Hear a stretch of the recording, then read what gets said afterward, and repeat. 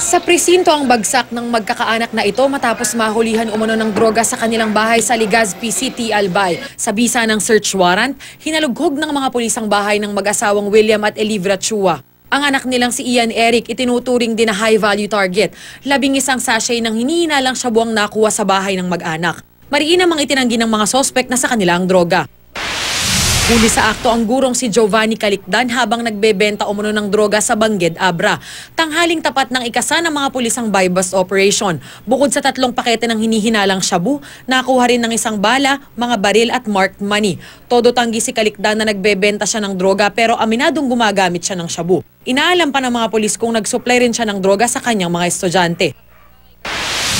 Sa Maasin City, Leyte, bumagsak sa kamay ng mga pulis ang isang driver ng DPWH matapos mabistong sumasideline sa pagbebenta ng droga. Ayon sa PNP, high-value target si Friday Ian Ordiz na nahulihan ng ilang sachet ng shabu. Dagdag pa ng PNP, si Ordiz ang ikatlong empleyado ng DPWH na inaresto ngayong Setyembre.